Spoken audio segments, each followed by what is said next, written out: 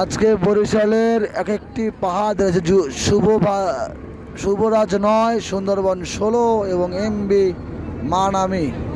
বরিশালের এখন আজকে 26 তারিখ ছেড়ে যাবে ঢাকার থেকে, বরিশাল থেকে ঢাকা ছেড়ে যাবে ঢাকার উদ্দেশ্যে শুভরাজ 9, সুন্দরবন 16 এবং এমবি মানামি। দেখা যাচ্ছে বিশাল বিশাল এক পাহাড়, দূর থেকে দেখা যাচ্ছে বিশাল বিশাল এক পাহাড়। এখন এই ছেড়ে যাবে কিছু কথার মধ্যেই। আমাদের যতদূর দেখতে পাচ্ছি, আমাদের যদি ক্যামেরা আসতে পারছে, যাত্রী মোটামুটি ভালো যাত্রী আছে, খারাপ যাত্রীও মোটামুটি ভালো যাত্রী আছে।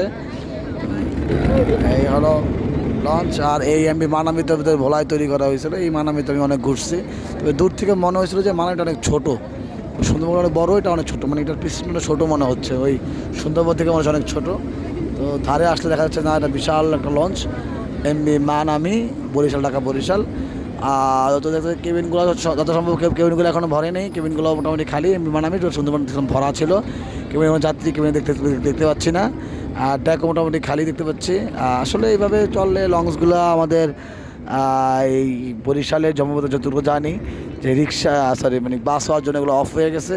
তো আমার যতটুকু ধারণা, এইসব লঞ্চগুলো দক্ষিণাঞ্চলে, লাইক আমাদের ভোলাতে, ভোলা ইলিশা রুটে, লালমোহন, বরনদী, এইসব জায়গা দিয়ে দিলে এগুলোর জন্য আমাদের লঞ্চ লাভার যারা আমরা তা ঠিক রাখতাম এই লঞ্চে নিয়ে। তো সবাই ভালো সুস্থ থাকবেন। এই আমি অনেকদিন পরে আজকে আসলাম আমার ট্রাভেল মিষ্টুর পেজে।